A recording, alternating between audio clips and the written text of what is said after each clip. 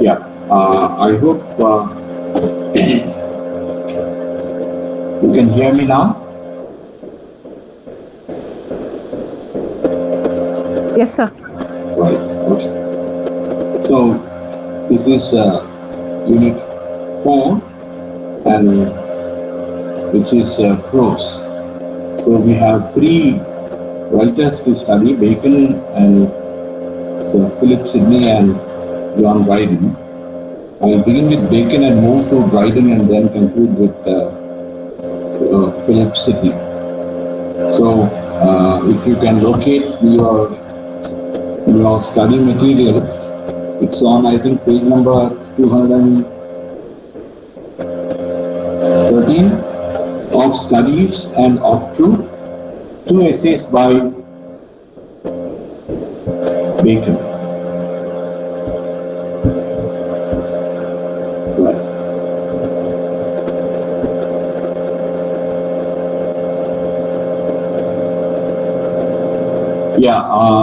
Yeah, you need to do something about your own devices, because some can hear, most of them can hear. Yeah, somebody is waving. Yeah, Geetika, yeah, go ahead.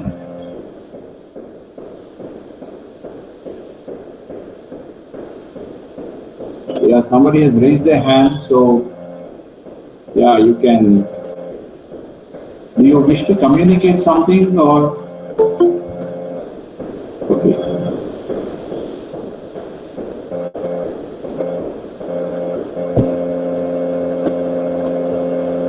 Let's start with Bacon. Bacon, 1561 to 1626. One of the well-known writers. Everybody swears by Bacon.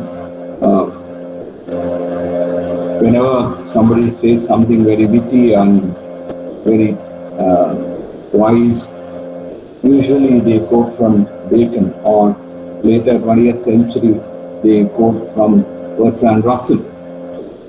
Now you have 2 simple essays, and I'll just talk to you about Bacon's style and then leave it to you to study the essays, but I'll also help you with the essays. They're not very difficult. Quickly, something about Bacon's life. Now see, in English prose, from the Anglo-Saxon times, we have the Anglo-Saxon Chronicle, through the medieval writers. Then you have translators, political pamphleteers, sermon writers, moralists, political writers. So English prose from the Anglo-Saxon time, that is around 7th century to 15th century, has a lot of what should I say, changes. Now Bacon is a 16th century writer. Can you quickly tell me 16th century, what writers come to your mind? When you say 16th century. So Thomas More, Richard Hakluyt, Roger Ascham, Erasmus. These are some of the writers of the 15th and late 15th and early 16th century. So Bacon was not only a man of Romanticism, right? No. Romanticism, you have to wait till the 19th century. So Romanticism is 19th century, right? So late 18th and early 19th centuries, you have Romanticism. So somewhere around, 1700s, 1780s, 1790s to be precise. So Romanticism comes later. That's why I asked you to look up M.H. Abrams' Glossary of Literary Terms.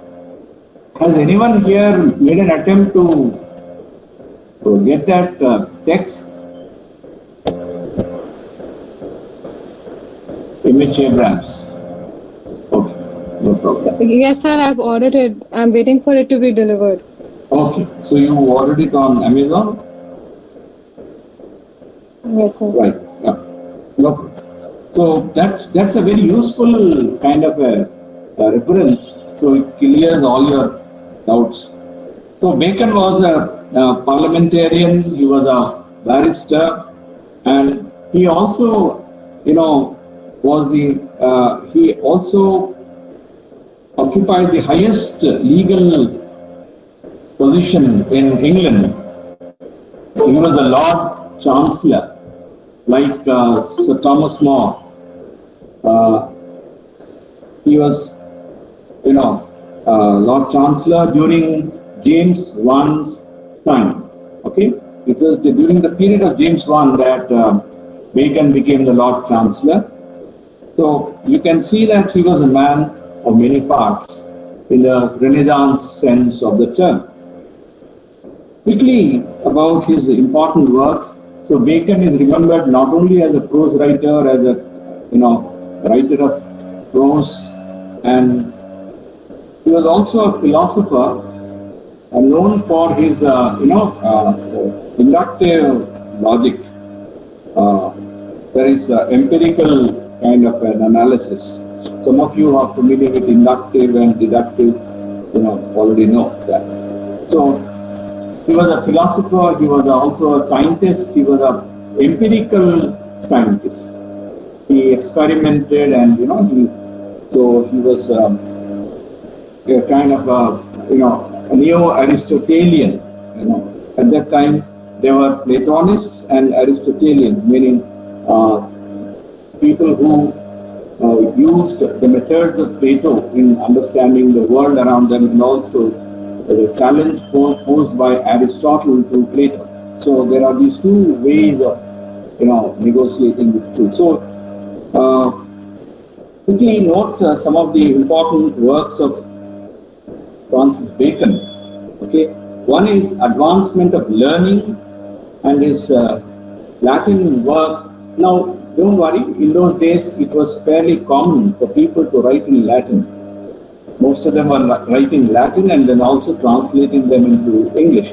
We saw that in Milton's case. So we see it in Sir Thomas More, we see it in many, many other writers.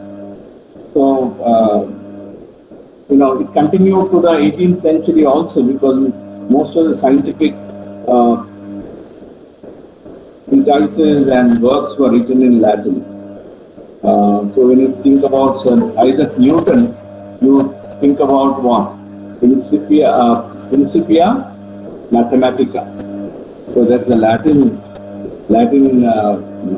it begins with a Latin phrase, okay, Principia Mathematica. Okay? There is mathematical principles of natural philosophy. 1621, Novum Organum, that is the new organon.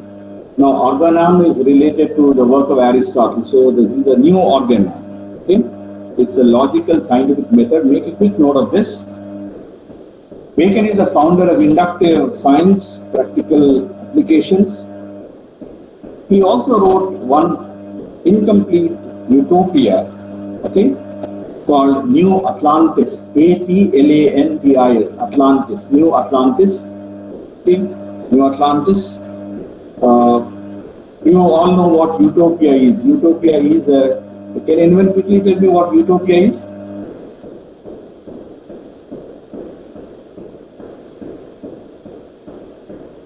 Yeah, we discussed that earlier. Yeah. Utopia is a literary work, any work. Yeah, somebody wants to say something?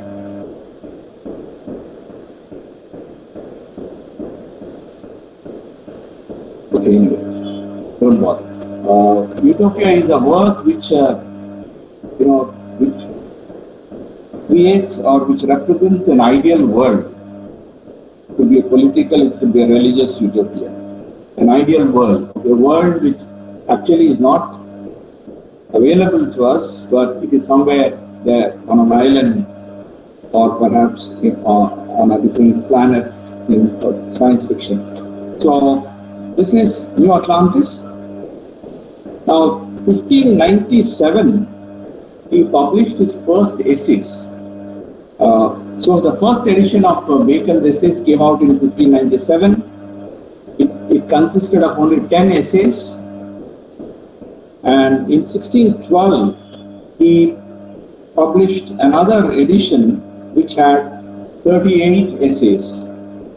And finally in 1625, don't worry about the dates, but have a rough idea about the dates. So somewhere around 1625, he published his final edition. There is 58 essays. That was 1 year before his death. So 1605 edition has 58 essays. He is considered as one of the noblest intellects of the Renaissance.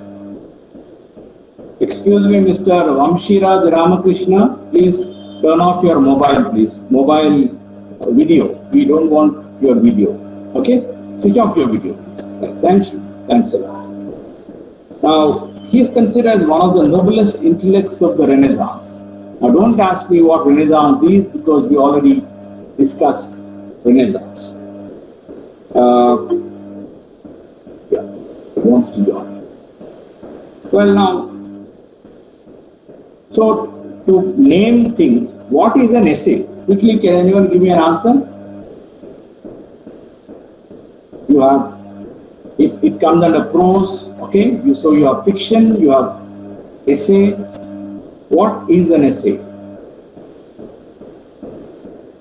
Well, let me tell you. Now, essay is A short piece of writing on a particular subject. Yeah, a short piece of writing in prose, okay, on a particular subject, okay. A short piece. So what is important here is, it is a short piece of prose. It is a short composition on a particular subject. So it is a focused kind of writing. It is a short piece. The etymological, meaning of the word essay is from French. Okay. Now, essays in French is to attempt. Can you write it down? So an essay refers to an attempt. It is not a finished product. It is a, quasi product, meaning it's a kind of a semi-finished. It's an unfinished, half-finished kind of writing. So it's a kind of an attempt. The writer doesn't have anything to say conclusively. He or she is writing, is making an attempt to say something. Am I clear here about the origin of the term essay? Yes, sir. Yeah, it is not there in your book, so please don't say, sir, it is not there in our book. Okay, that's precisely the reason why I am giving you this information. Now, it's a short prose composition, and it derives from French writing. It's now Montaigne's Michel de Montaigne, Montaigne. Will you be able to remember that spelling, or do you want me to put it on the chat? I'll put it here. Okay. Montaigne. Right. Michel de Montaigne.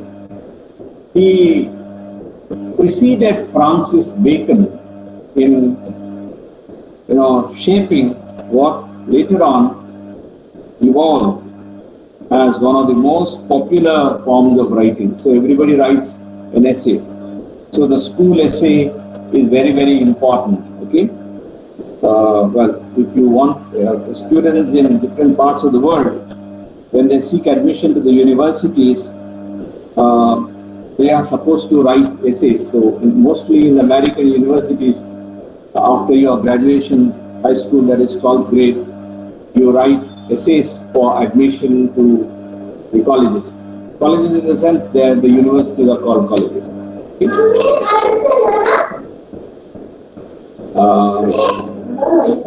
I think I'll have one.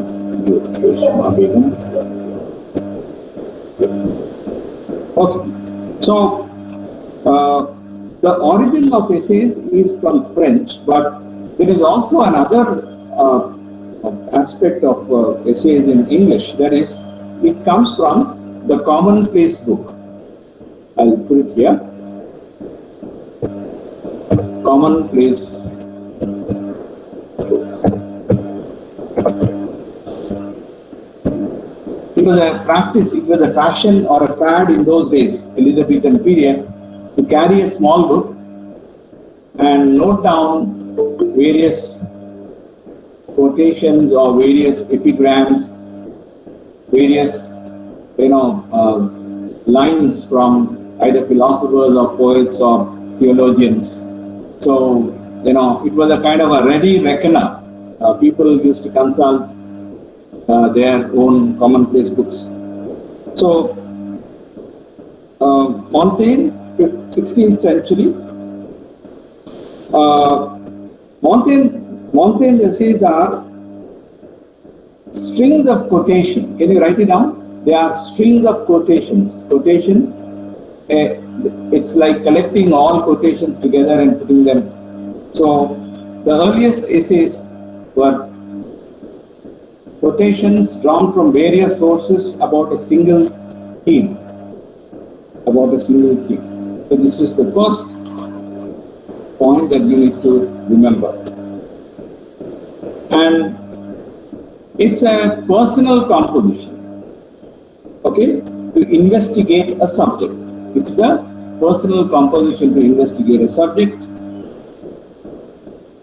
Second point, an essay develops from the Elizabethan practice of writing or rhetoric. It's called antithetica. Can anyone spell it for me?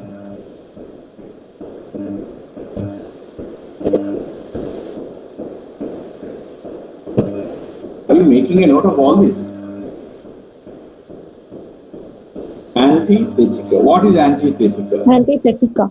Yeah, antithetica. Meaning, a collection of quotations, maxims, sayings, proverbs, okay, or scriptures, both for and against a subject. Got it? So it's a collection of statements, collection of proverbs, collection of lines from writers of the past or from the sacred scriptures, which deal with a particular subject. So both pro and con, that is for and against. Now Bacon's style is also modeled by this kind of antithetical arguments. You speak in favor of, you speak against. And another thing is that the essays originate from what is called as the aphoristic kind of writing. Aphoristic, aphoristic. Aphoristic means short sayings, short sentences which carry a lot of meaning. They are also called as the sententia.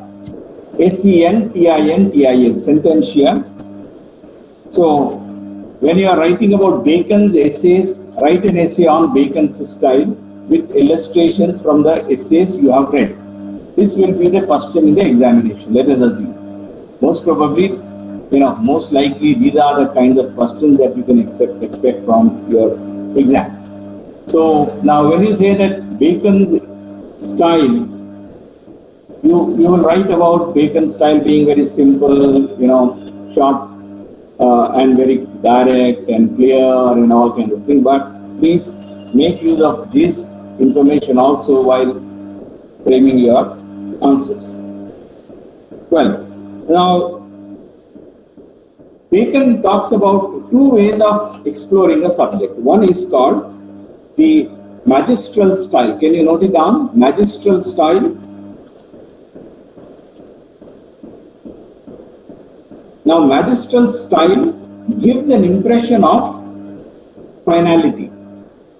Magistral style gives an impression of finality, meaning you are in full control of your arguments.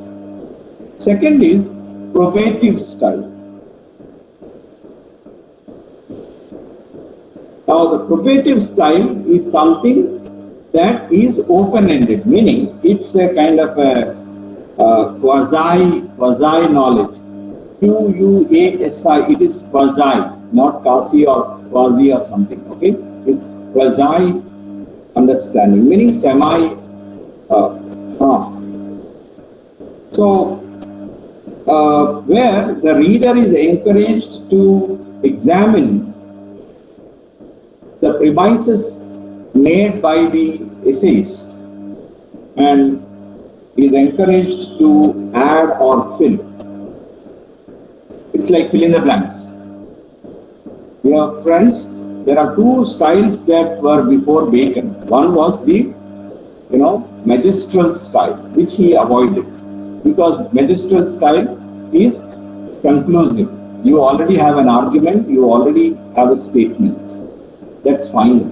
Whereas probative is, it's a kind of a ad hoc. It is tentative. It's not final.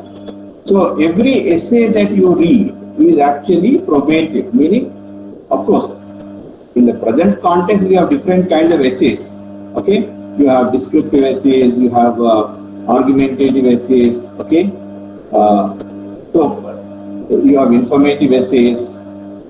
Okay, you have different kinds of essays, but we are talking about Bacon's essays here, so don't confuse. So the probative style of Bacon or the aphoristic style of Bacon encourages the reader to inquire.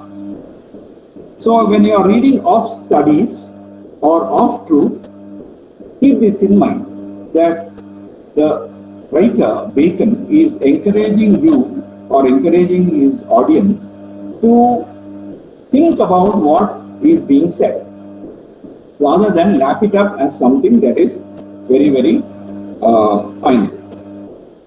Now, Bacon builds an argument, a subtle argument, point by counterpoint. Can you note this?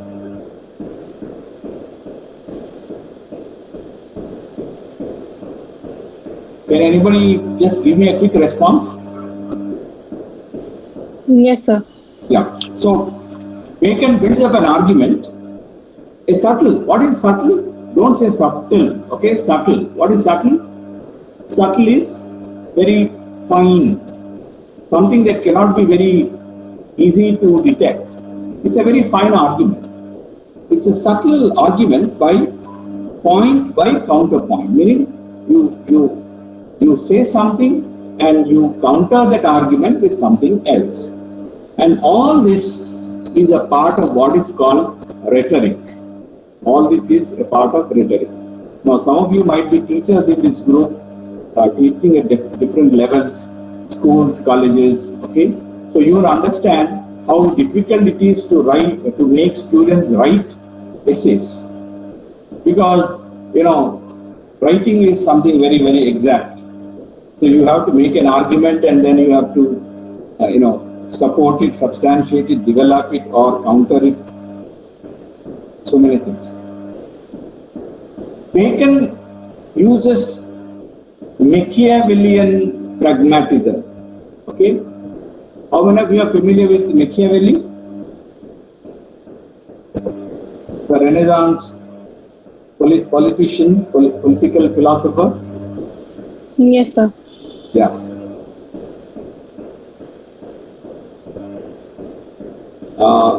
Machiavelli. So, Machiavellian pragmatism, meaning practical advice, okay, which is based on hard facts, which is impersonal, and sometimes also cynical, meaning, what is cynical? You have a negative attitude, meaning nothing good will come out of it, or you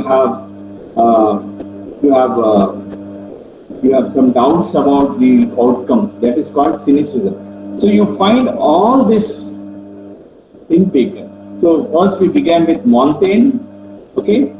Then we also talked about Machiavelli, okay. Now, the Bacon's essays are distinct from Montaigne's essays. One is, Bacon's essays are impersonal. Can you quickly note it down?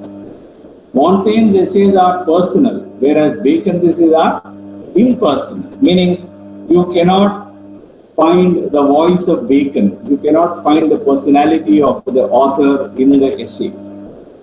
Okay? Well, now,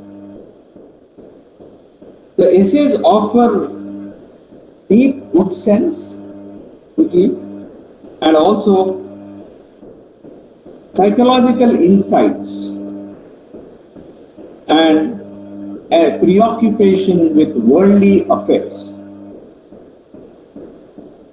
Okay. Now, Montaigne elaborates a single idea, whereas Bacon brings one idea after the other. One idea after the other. Okay. Now, sometimes in Bacon you have what is called a periodic sentence, wherein there is a single long sentence. A single long paragraph within which a number of points are developed. A single long paragraph within which a number of points are developed. Now, sometimes we feel, of course, in these two essays there is this continuity, but sometimes we feel, the reader feels that there is no continuity. It's a very jerky kind of a style. So we jump from one point to another point. And Bacon's essays sometimes appear to be abrupt, meaning they open and end rather abruptly, without proper preparation to a kind of an introduction and a sort of conclusion. So when we talk about the essay, we talk about an introduction, the body, and the conclusion. So, but in Bacon's essays, you have this abruptness, meaning there is suddenness. It opens and closes suddenly. So there is sometimes lack of continuity in Bacon. We pass from one point to another. Now quickly, the different styles that are used by Bacon. One is, Bacon disapproved of the Ciceronian style. Now Cicero was a Roman orator. Okay? Ciceronian style, which was very ornate, very flowery, flowing. Okay? Well, and the examples were, Sir Walter Raleigh, okay, Robert Hooker, and Milton. So you find this kind of Ciceronian eloquent style. Ciceronian style is eloquent style. Bacon disapproved of this eloquent style, and he approved of the Senecan style. Now Seneca was another Roman dramatist, statesman, politician, okay, moralist, Seneca. So Senecan style. What is a Senecan style? It is very aphoristic, meaning, just a second. I'm trying to type it here because I did not make my aphoristic. What is aphoristic? Information with short sentences. Exactly. It's very short. So you have, this is also called the Attic style or the laconic style. Can you see it in the chat? It's called Attic style or laconic style. The major influence on Bacon is the Roman writer Tacitus, okay, from which we get the word tacit, meaning something that is implied, something that's not very well spelled out. So dear friends, these are the features of Bacon's essays. So can anyone quickly tell me what is etymological origin of the word essay? Where did it begin? Who is the It's first? a French word. Exactly, good. It's a French word. And who is the first major essayist? Montaigne. Good. Now quickly move on to your, now do you have the text of the essays with you? Could you locate it?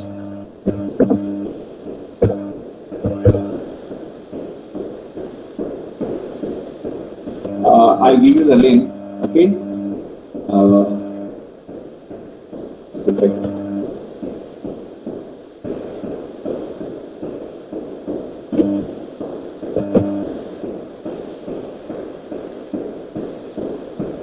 See, there are a number of websites where you can get it. Most of the universities have it.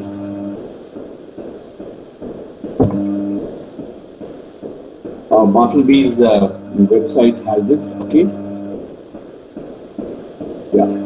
Could you see it, ma'am? You have all the essays there, so you Yes, can sir. you can go to that website. Of course, it has lot of advertisement. Don't bother about it, ads and all. You can go to any website, but Bartleby is one which has all the essays of Bacon. Yeah. So let's quickly run through the. I'll just read the first part of the essay so that it will give you an idea, right?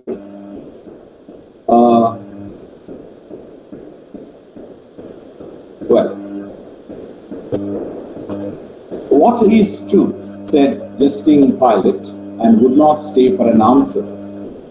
Certainly there be that delight in giddiness, and count it a bondage to fix a belief, affecting free will in thinking as well as in acting. And though the sects of philosophers of that kind be gone, yet there remain certain discoursing wits which are of the same veins, though there be no so much blood in them, as was in those of the ancients. But it is not only the difficulty and labor which men take in finding out of truth, nor again that when it is found, it imposes upon men's thoughts, that doth bring lies in favor, but a natural, though corrupt, love of lie itself. One of the latest school of the Christians examined the matter and is at the stand to think what should be in it, that men should love lies, where neither they make for pleasure as with poets, nor for advantage as with the merchant, but for the lie's sake. Well, now, anyone could locate the essay? Yes, sir. Yeah. So, yeah, sorry. Now, if you look at the opening of the essay begins with a particular incident. There is a specific reference to jesting Pilate. Okay? Now, what is truth? Asked jesting Pilate. So, who is Pilate? Some of you are familiar with Pilate refers to the Roman governor of Judea, Pontius Pilate. Pontius Pilate. Now, Jesus, after he was arrested, was brought to trial, and he was in front of Pilate. So Pilate asks Jesus, okay, are you, what you claim you are? And he says, yeah, that is the truth. And Pilate asks, what is truth? But, he would not wait for an answer.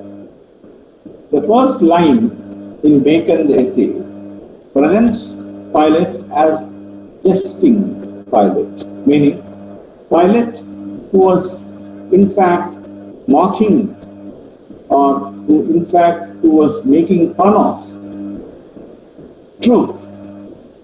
Can you get the idea? So abruptly it opens there, and then Bacon moves on to talk about, truth in a specific context of, religion, that is theology, then truth and poetry, that is arts, and truth in civil matters, that is day-to-day lives, practical life. Now Bacon, if you can read the summary, you will understand that Bacon presents truth as a substitute for reason. Reason, truth, light. These three are equated. So Bacon says, he goes back to the Edenic story of the creation and says that the first thing that God creates is, anyone who can answer here? Paradise Lost, or you must have read it, or Adam and Eve. Pardon? Sorry if I'm wrong, sir. Is that Adam and Eve? First create. What does he create first? 6 days of creation, right? The last day he created a man and woman. First day, earth. First day? Earth. Earth. Okay. Heaven and the earth. Okay. Heaven and earth. Heaven and the earth. Okay. And I'll just read out. Okay. Bacon is telling us. Okay. And now, first he created heaven, and God said, let there be light. And there was light. Heaven and earth, and then God created light.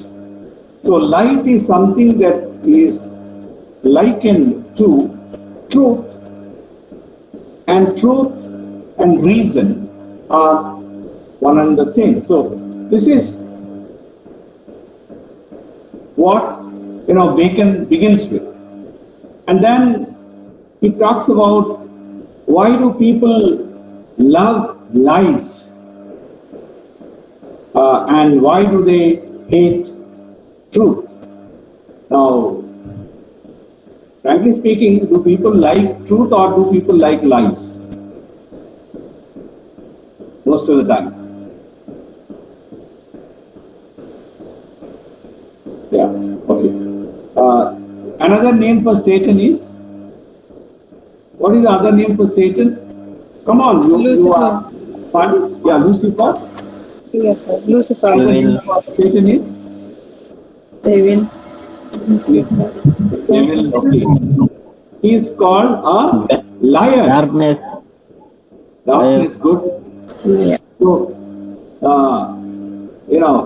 when we talk about Paradise Lost, we are talking about lies. Okay? Satan comes in the form of a serpent and he tempts Eve. So, Satan is called the father of lies. He is called liar. So, now the point here is, in Bacon, one thing that you need to remember while answering the exam. So, when you say that Bacon he was of course a scholar. So, Bacon uses his learning So Bacon gives examples and illustrations. These are called, what is a technical term for this? References? They are Instances. called, pardon? Go ahead, Mark. They are called allusions. Okay. Ruhina, I see somebody they call Ruhina here. Ruhina, you were saying something? Yes, sir. What That is instances I say. instances? Okay. They are called allusions. ALLUSIONs. So these are allusions. They are literary allusions because, excuse me, Bacon is citing Greek and Roman writers, okay, like Lucan, okay, like Virgil, like Homer. Are you able to understand? So Bacon quotes from the earlier ancient writers. Bacon also quotes from contemporary writers, philosophers, theologians, and also in Bacon there are biblical allusions, meaning testing Pilate is a biblical allusion. He takes, examples. Yeah, he takes examples from the scriptures. So you have that in Bacon. So he begins with a biblical allusion, reference to Pilate, and then how, just like Pilate was not interested in truth, many are not interested in truth, and many, like the cynics, the philosophers, cynics, who thought that truth was not possible, okay? And people love lies and they shy away from truth. And towards the end, okay, and he says that to pass from theological and philosophical truth to the truth of civil business, it will be acknowledged even by those that practice it not, that clear and round dealing is the honor of man's nature, and that mixture of falsehood is like alloy in coin of gold and silver, which may make the metal work the better, but it embaseth it. Now look at the analogy that Bacon is giving here. I'll read it again for you. If you mix gold and silver, okay, it may make the metal work better, but it embaseth it. Meaning, you may use lies, you may mix truth with lies so that it will work in your favor, but it will debase you. It will take away your value. Are you able to understand this? So, throughout, it's a very short essay. You'll find that Bacon is actually presenting us different forms of truth. And while discussing truth, he also brings in lies. People are people are so sure about lies. They are willing to take the risk of facing the judgment of God. Are you able to understand it? Rather than be truthful to their own selves. So that's a very short essay. The next essay is of studies. Can anyone quickly go to that website and pick up this of studies? This is the oft-quoted essay by Bacon. Of studies by Bacon. Yeah. Could anyone find it? Now, in this particular very useful kind of essay, Bacon talks about the different forms of studies, different ways of studying, and the practical use of studies. Am I clear here? Okay?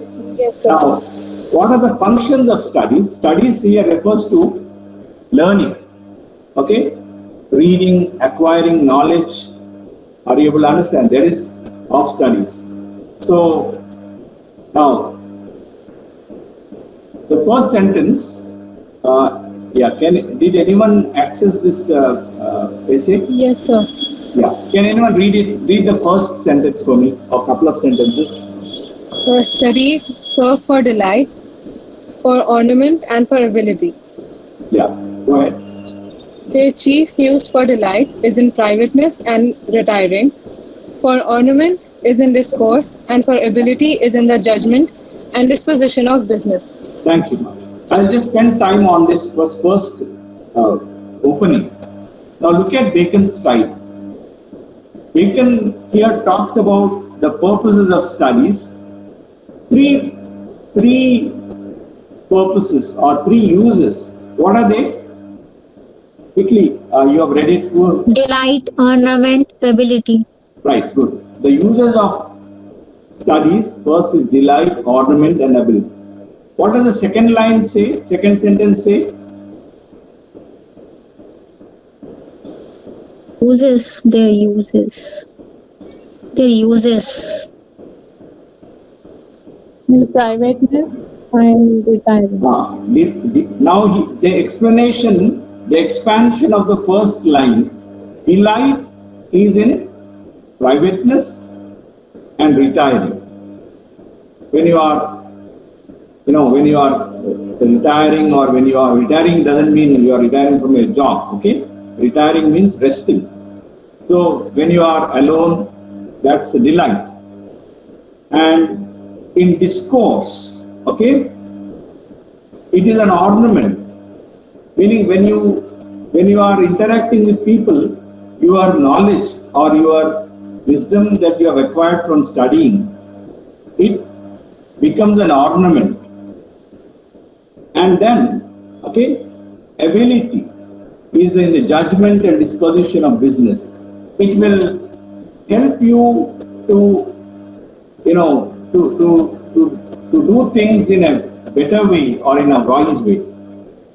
Okay. So now, do you have a feel of Bacon's style here? Okay. Bacon is doing many things within these couple of sentences. Is it not, my dear friends? Yes, sir. Yeah, this is a style. Okay. So now, but again, a couple of sentences I am leaving out. To spend too much time in studies is sloth. To use them too much for ornament is affectation. To make judgment only by the rules is the humor of the scholar. Now look, it connects to what the functions and the uses of studies. But if you spend too much time in your private, for the sake of delight, then you become lazy. Second, if you are using it for ornamentation while discussing and speaking, it becomes affectation, meaning you become a showman, okay, or a showwoman, meaning you become artificial. Second, last, if you try to, decide only by, okay, by the kind of insights that the books have given to you, then it's the mind of humor here refers to a personality of the scholar. Okay. Now then, there are different responses to studies. Crafty men condemn studies, simple men admire them, and wise men use them. So these are the three uses. Okay, how people. Now then, we'll quickly. And then he says, some books are to be tasted. Can anyone read that part? May I, sir? Yeah, please go ahead. Some books are to be tasted, others to be swallowed, and some few to be chewed and digested. That is, some books are to be read only in parts, others to be read but not curiously, and some few to be read wholly and with diligence and attention. Thank you. Now this is an oft-quoted statement. You must have come across it somewhere, right? Some books are to be tasted, others to be swallowed, and some to be chewed. Meaning, it is self-explanatory because you don't need to read the whole book. You just need to just skim through it. Second, some books are to be some are to be swallowed, meaning something you have to read them as a kind of duty. You are not delighting from that kind of reading. Okay.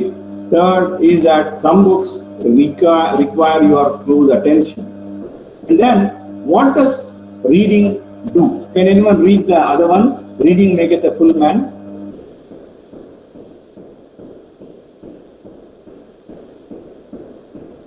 Yeah. Somebody who has read earlier can go ahead. What's your name? Amber. sir. Reading maketh a... Yeah. Shall I read, sir? Read it. Reading maketh a full man, conference a ready man, and writing an exact man. Yes. Now, reading maketh a full man, conference a ready man, and writing an exact man. Now, man here it's a general gender, it's a kind of a patriarchal language. So, at that point of time, they used that. So, reading maketh a full man, meaning reading, makes you a complete human being. Conference, meaning your discussion with people, your consultation will make you, a person who can take up action. And writing, which is the difficult of all, will make an exact person of you. So he says that, of studies is not merely reading, but also reading, understanding, and writing. Okay? So studies do not merely refer to reading something, but also studies refer to reading, understanding, contemplating, and also writing. So writing is something that makes us very, very, perfect. And then towards the end of the essay, he says that just like, there are remedies for physical ailments, there are remedies for mental, deficiencies also. So he says that some kinds of books, some subjects, some books treat or address certain problems, like history make men wise, okay? Well, then natural philosophy makes us deep, and moral makes us serious persons. Logic makes us, argue, okay?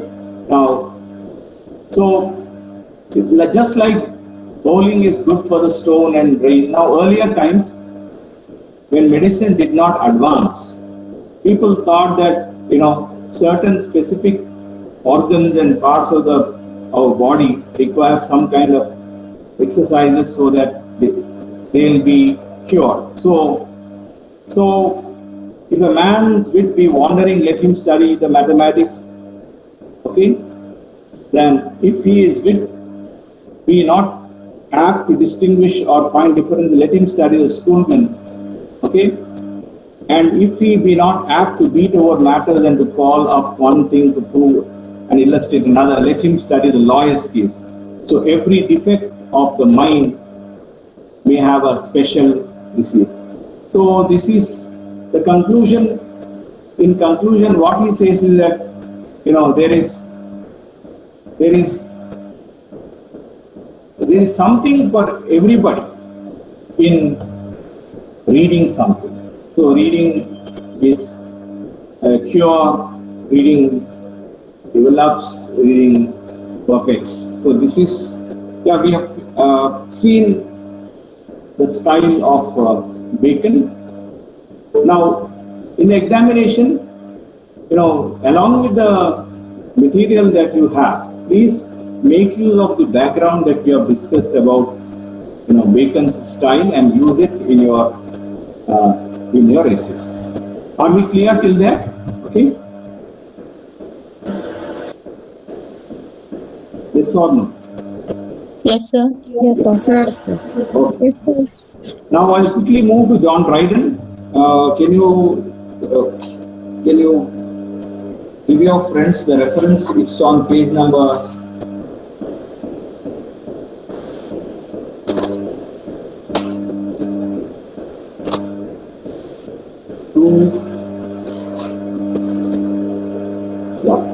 236, right? 236, sir. Yeah, 236. Quickly about John Dryden's an essay on dramatic poetry or essay on dramatic poesy. Don't worry about the spelling. Okay, 1666. Now, Dryden, if you remember, Dryden is one of the writers of the neoclassical, what is called as the neoclassical age. So, post-restoration writer. Pardon? Anything that, So, it was written sometime during the plague when theatres were closed in London. We all know when there is an epidemic, there is a restriction. So theatres were closed, and now this particular essay on dramatic poesy or an essay on dramatic poetry is a kind of a statement from Dryden. Dryden also was a playwright. Please, you must understand that Dryden was a poet. The most important works of Dryden are Absalom and Achitophel, The Hymn and the Panther, Acflecno, right? So, and he wrote many plays. He was one of the, dramatists who wrote plays in what is called the heroic drama, okay? The heroic tragedies, wherein they were written in a particular, rhymed blank verse. So, yeah, he was a dramatist. So, his drama, now this particular essay can be seen as his statement about his own dramatic practice. Now, this essay, after Philip Sidney's Defense of Poetry, this is considered to be one of the important essays in the history of English criticism. Okay, the first major essay that we remember is Philip Sidney's Defense of Poetry. So, dear friends, you must understand that in all the critical essays, whether it is apology for poetry or an essay on dramatic poetry, either it is Aristotle or Plato whose arguments are used. Mostly Aristotelian arguments are used by the defenders of poetry and drama. Now this essay is structured as a dialogue among four friends on river. What is the spelling? Well, how do you pronounce that river? Thames. Pardon? Go ahead. Thames. Who is this? Yeah. Can you say it again, ma? Thames. Thames. Okay. So there is no th sound. I told you in already. So you must. Now the pronunciation approximates to something. Can anyone pronounce it now? Look at the chat. Thames. Thames. T-E-M. Is there TH there? It's a T-E, right? So it is. Thames. Oh dear. Thames. T-E is what? T. M is ma. Z is the. Thames. So, yeah, go ahead. Thames. No, there is no long vowel there. It's a short vowel, okay? It's simply river. Yeah, go ahead. Thames. Thames, good. Okay. Thames. Thames. Thames. T-E-M-S. Thames. T-E-M-Z. Thames. Not Thames. Okay. Thames. Okay? It is river Thames. So, yeah, you are doing phonetics, right? So please try to get these sounds. The, and aspirated sounds like ch and the. Okay? Of course, the is not aspirated. Ch is aspirated. So if you say tall, chalk, okay, that is aspiration. Pin, okay, pin is a aspirated verb. Okay, yeah. So river Thames. Now, this is a dialogue, okay, by four friends, and they are actually, the context is there is a battle between the English and the Dutch. The Dutch are losing the war, so the Dutch are defeated. So to celebrate the victory of the English Navy over the Dutch fleet, the argument is that now we will be victims of poetry, because many poems will come out from this victory. And then the discussion turns quickly, okay?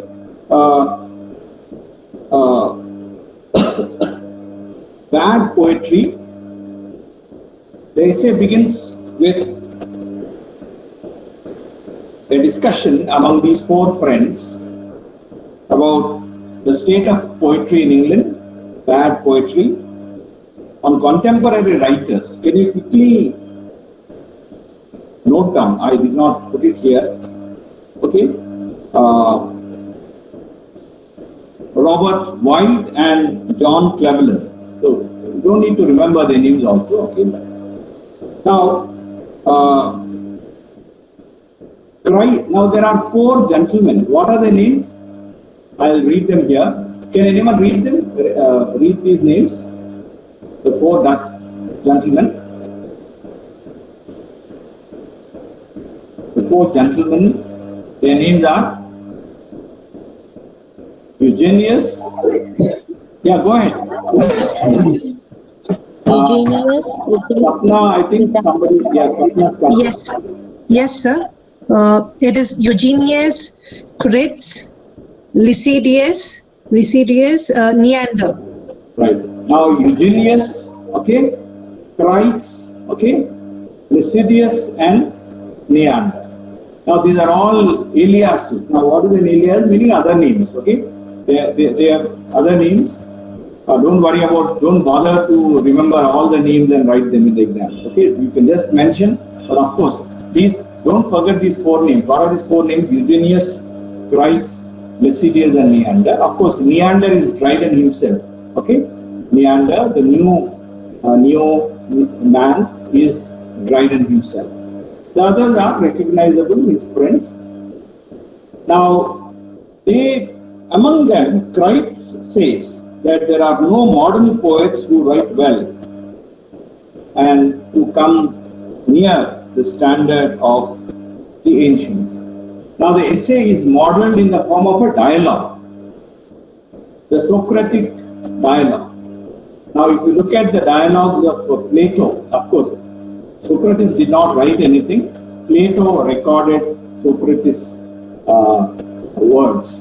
So in all the works of either Plato or Aristotle also, you will find that there is a conversation, there is a dialogue between the master and the pupil.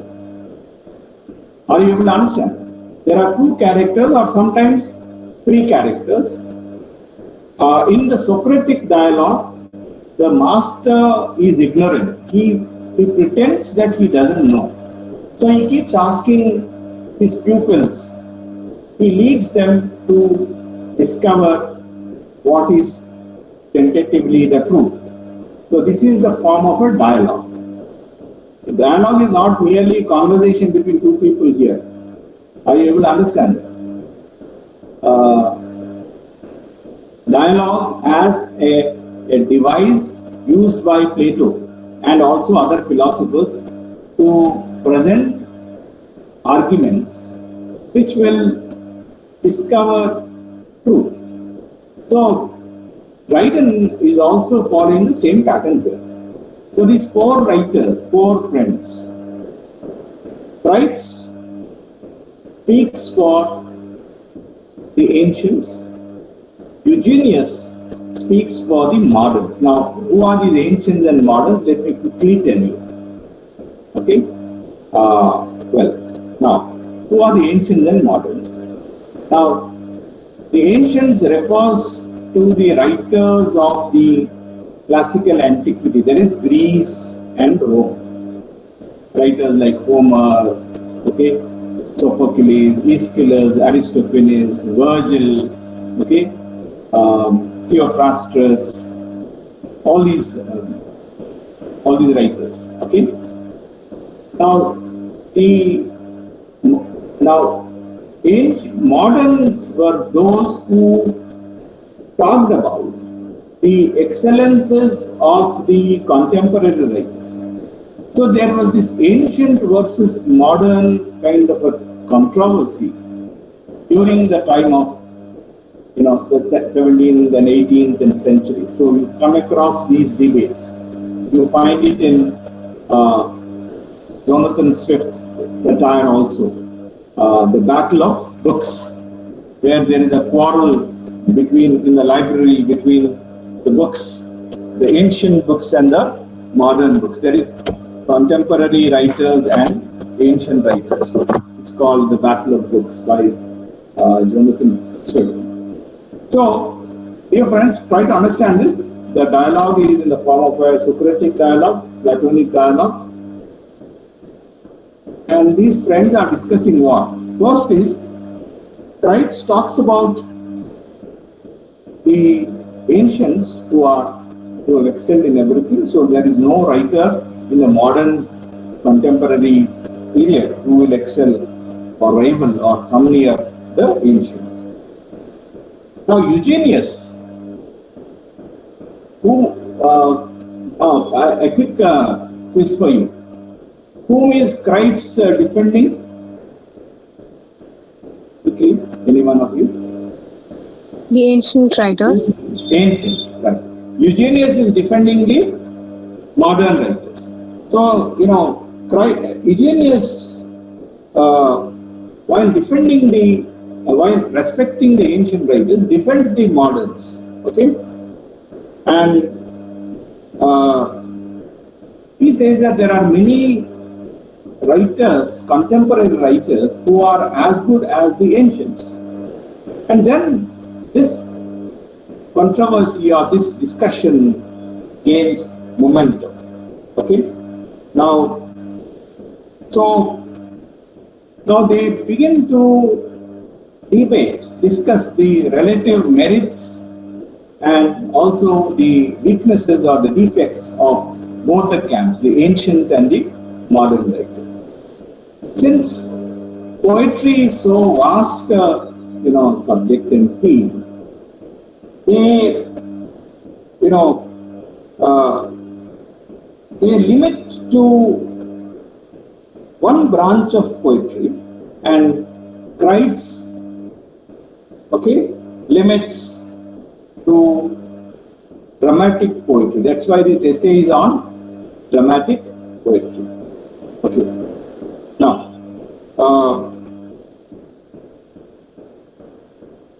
Now, dramatic poetry was very much popular because from the 15th century onward, you find that Marlowe, Shakespeare, and many other writers were writing drama. Johnson, Ben Jonson. So the argument was that the dramatic writers or poetry which is in drama, that is called dramatic poetry.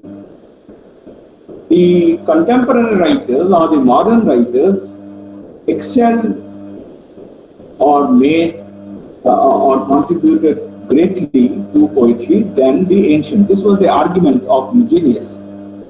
Now then, since they have agreed upon one particular aspect of poetry, that is dramatic poetry, and this is where they are going to test the relative accomplishments of the ancient writers and the modern writers. We'll come to the French writers later.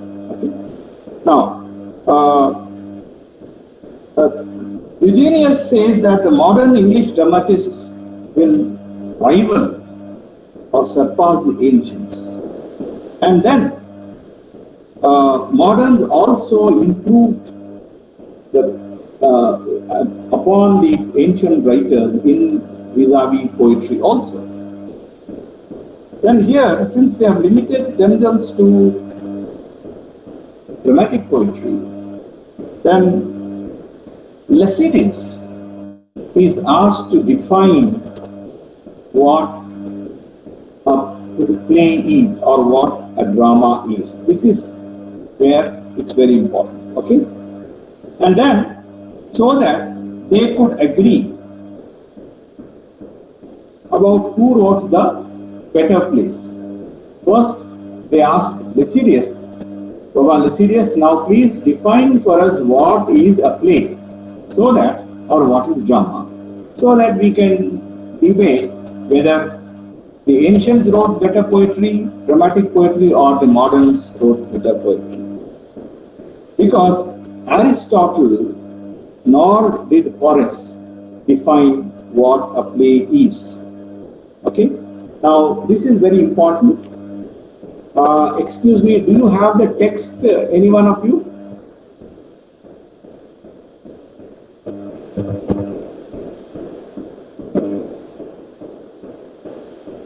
Excuse me, can you hear me?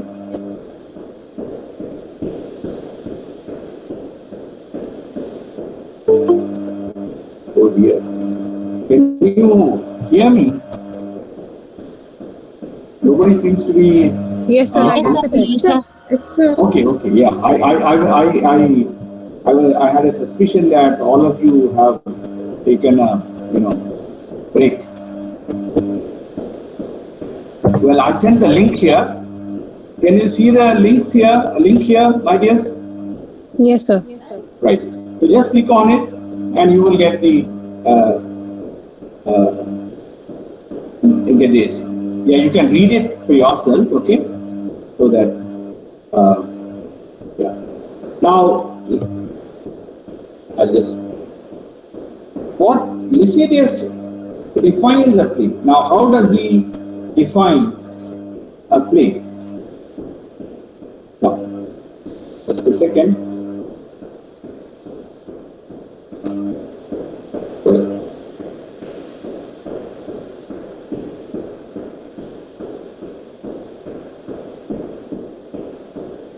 So poetry is of so large an extent, and so many both of the ancients and moderns have done well in all kinds of it, that in citing one against the other, we shall take up more time this evening than each man occasions will allow him.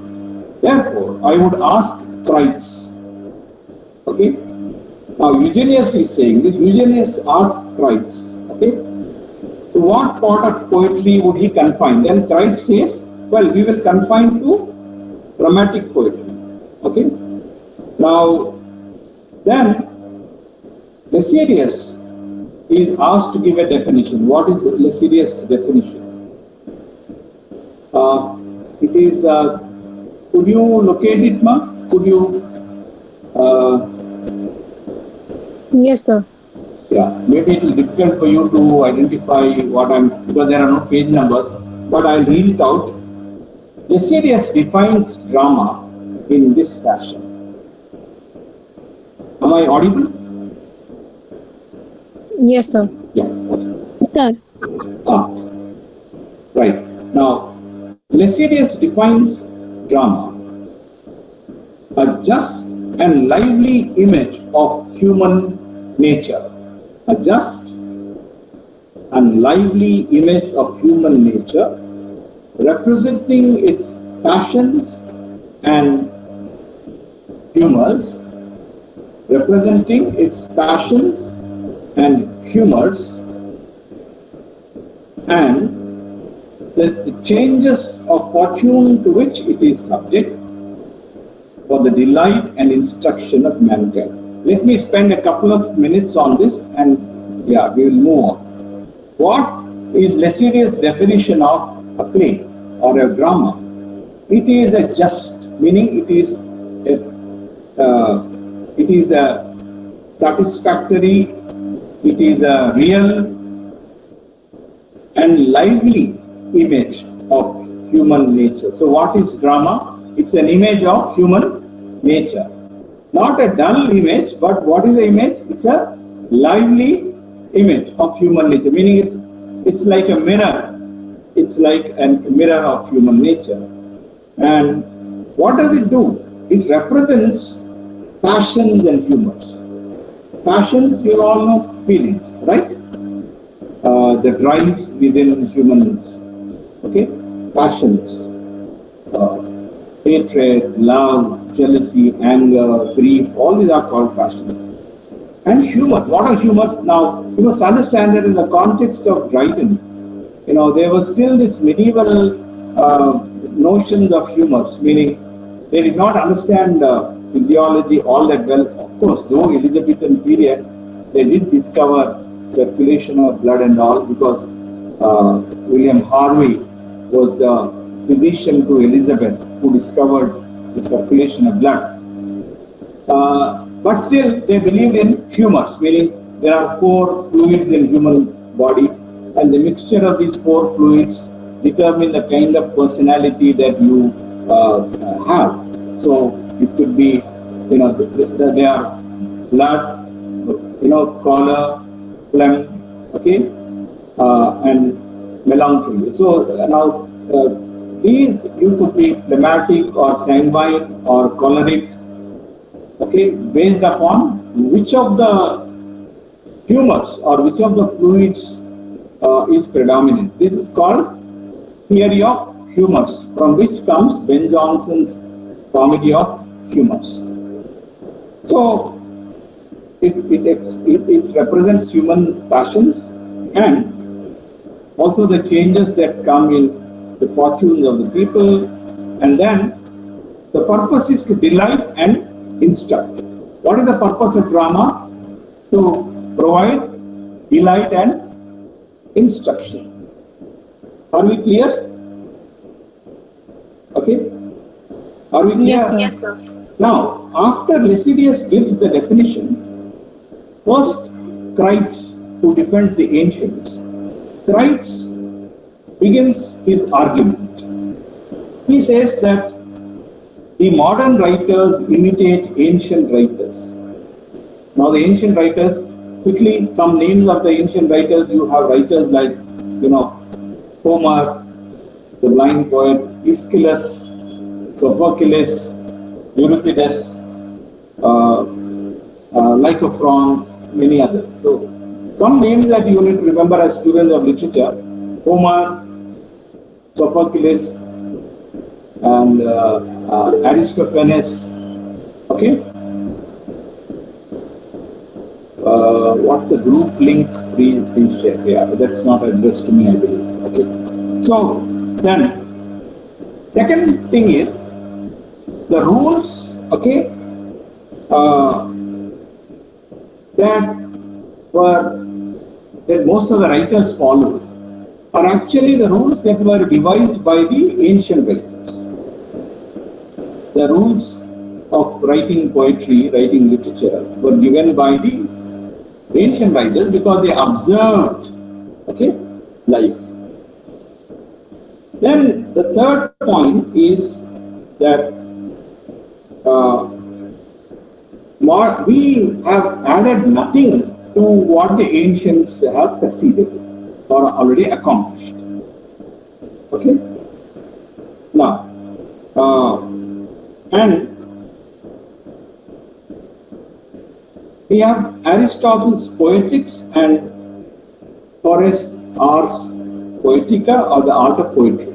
Aristotle's Poetics. I'll write it here. I wish I had made the presentation. Okay. Aristotle.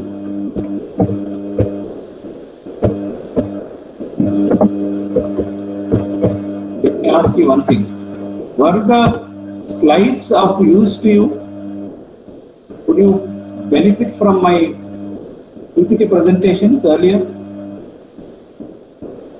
No answer. Yes, sir. Yes, sir. Okay. Now these were the major works: Aristotle's Poetics and Horace, Art of Poetry. It's an English translation.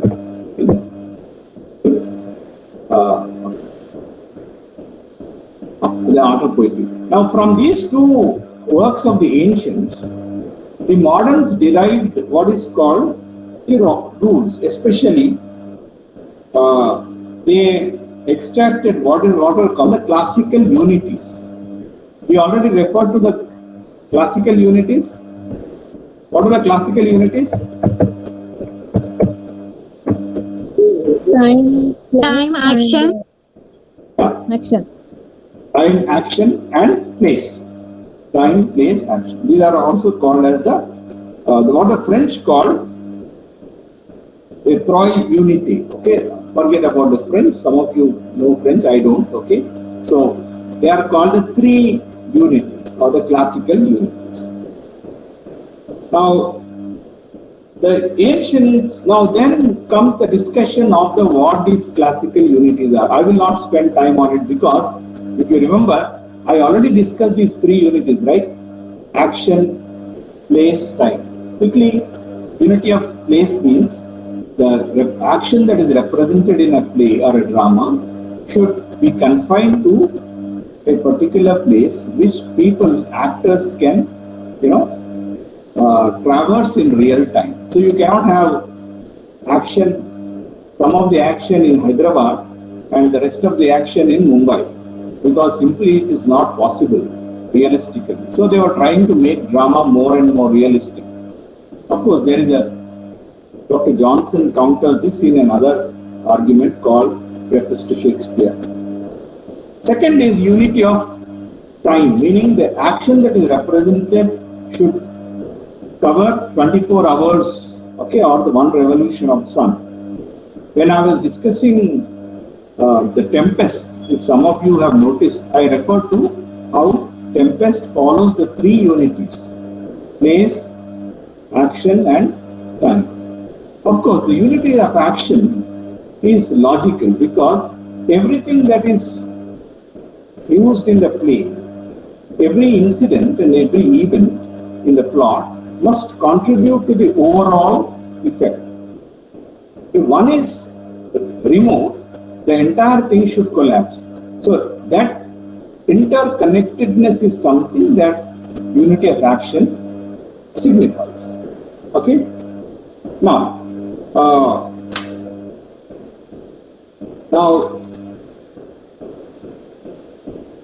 Ben Jonson says, now this is all the argument of Kreitz. Ben Jonson, okay, follows these unities, okay, and according to Kreitz, Ben Jonson is an example that has to be followed by the contemporary writers. This is the end of Kreitz's argument. Now, Eugenius comes in. This is where Eugenius takes over the argument. Now while agreeing or while accepting the excellence of the ancient writers, now here Eugenius makes a case for the modern writers. I think my time is up. Well, what I will do is, I will I have two more classes with you because Dr. Sharuda filled in for me one day, so I am left with two more classes, and I think we will finish this in the next class, next two essays in the next class, and then move on to we will wind up in the last class. Is that okay, dear friends? Okay. Yes, sir. Yes, sir. Okay, bye. Take care. Bye. Thank you, sir. Thank you, sir.